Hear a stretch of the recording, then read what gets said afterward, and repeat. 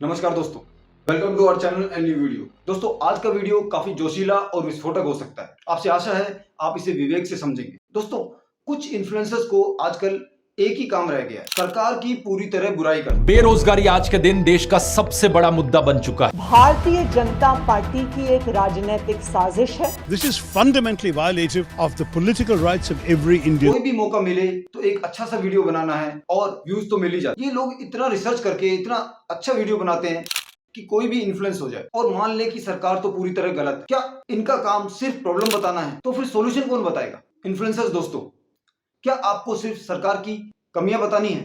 इसलिए जो कोई अच्छा नहीं है, सब में ही कोई ना कोई बुराई है। तो फिर ये कौन बताएगा कि दूसरा ऑप्शन वोटर्स के पास क्या है, वो आखिर क्या करे? आप एक तरफा व्यू कैसे बता सकते हैं? और दोस्तों, दूसरी तरफ वो लोग हैं जो सरकार के पूरी तरह पक्ष में हैं। ये सरकार के बारे में कुछ बुरा नहीं सुनना चाहते। सुनना और बोलना तो दूर की बात है, ये सोच नहीं सकते। Without that, we have no option. Our children, our mothers, we are all displaced. So many of our villages and our places burned. ये हीरोइज्म के शिकार है। We trust the central government. We are against the state government. इसमें इनकी गलती पूरी तरह नहीं है, क्योंकि इन्हें उस तरह की अच्छी एजुकेशन, हाई लेवल की एजुकेशन नहीं मिली है। हमारे देश में अच्छी एजुकेशन का दशकों से नहीं, शताब्दियों से कमी है। यार, इंडिया में education system is screwed up, there is no denying it. तो इसका मतलब है कि जो ज्यादा एजुकेटेड हैं, अच्छे एजुकेटेड हैं, उनकी जिम्मेदारी काफी बढ़ जाती है। ये इन्फ्लुएंसर्स जो ज्यादा एजुकेटेड हैं, अच्छे एजुकेटेड हैं, ये उस पार्टी को जिसे राइट विंग कहते हैं, उसे बाश करना, उसकी कमियां बताना, उसका विरोध करना एक स्टेटस सिंबल, अपनी एजुकेशन को जस्टिफाइड करना जैसा समझते हैं। लेकिन ये काम तो एक तरफा ही हुआ। इस एक तरफा इन इन्फ्लुएंसर्स की वजह से सोशल मीडिया का बैलेंस इन इन्फ्लुएंसर्स के पक्ष में हो जाता है। तो वो लोग जो सरकार के काफी पक्ष में हैं, वो ज्यादातर इतने पॉपुलर वीडियोस नहीं बनाते।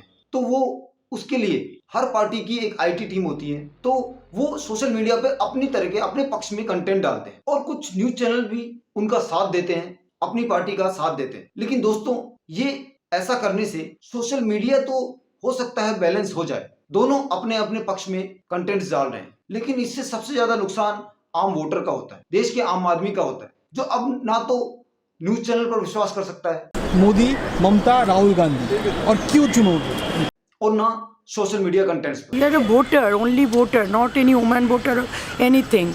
I just want a stable government in central and that's all. In influencers से मेरी रिक्वेस्ट है कि आप एक तरफा वीडियो ना बनाएं। आप लोगों को इन्फ्लुएंस करने की बजाय उन्हें एजुकेट करने के लिए वीडियोस बनाएं। आप सिर्फ एक तरफा सरकार की बुराई ना दिखाएं। जो पक्ष अगर सरकार के हित में या सरकार के फेवर में जा रहा है, आप उसे भी दिखाएं, क्योंकि आप प्रोसिक्यूशन के वकील नहीं हैं। You can't act like one. Influencers. दोस्तों, क्या आप अपने आप को पत्रकार समझते हैं, जर्नलिस्ट समझते हैं? आप पत्रकार या जर्नलिस्ट नहीं हैं। पत्रकारिता लोकतंत्र का एक बहुत मजबूत पिलर है और बहुत इंपॉर्टेंट है। वो इसलिए कि जब सरकारी तंत्र का उपयोग करके, रिसोर्सेज का उपयोग करके सरकार अपने पक्ष में कुछ तथ्य बताती है, कुछ बातें बताती है, तो फिर जर्नलिज्म का काम, पत्रकारिता का काम एक ही रह जाता है कि अपने रिसोर्सेज का यूज करके वो सरकार की गलतियां बताए, सिर्फ गलतियां।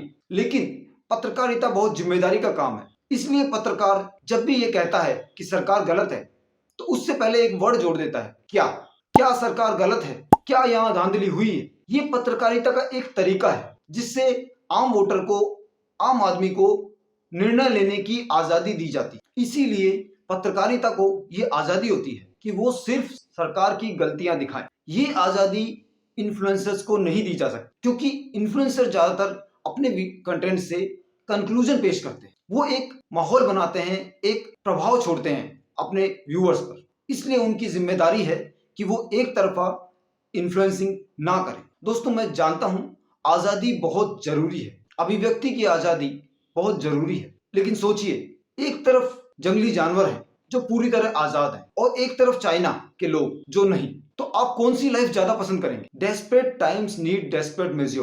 कुछ चीजों को जल्दी पाने के लिए अपने कुछ सेक्रीफाइस करने पड़ते हैं, हमें कुछ सेक्रीफाइस करना पड़े, लेकिन इस बात का ध्यान रखा जाना चाहिए कि संविधान में जो फंडामेंटल अधिकार दिए हुए हैं उनका बस हनन ना हो पाए, क्योंकि ये देश सिर्फ कॉन्स्टिट्यूशन के आधार पर चल रहा है और एब्सोल्यूट फ्रीडम तो कोई संविधान भी नहीं दे सकता है। संविधान में राइट्स मिलते हैं तो कुछ ड्यूटीज के साथ। इसी तरह ये इन्फ्लुएंसर्स जिन्हें लेफ्ट विंग लिबरल कहा जाता है, इनकी जिम्मेदारी है कि अपनी एजुकेशन के साथ, अपने राइट्स के साथ ये अपनी ड्यूटी भी पूरा करें। फॉर एग्जाम्पल, चंदे के लिए बहुत वीडियोस बने, लेकिन क्या ये बताया गया कि इससे पहले जो चंदा दिया जाता था वो क्या किसी पार्टी के फेवर में था?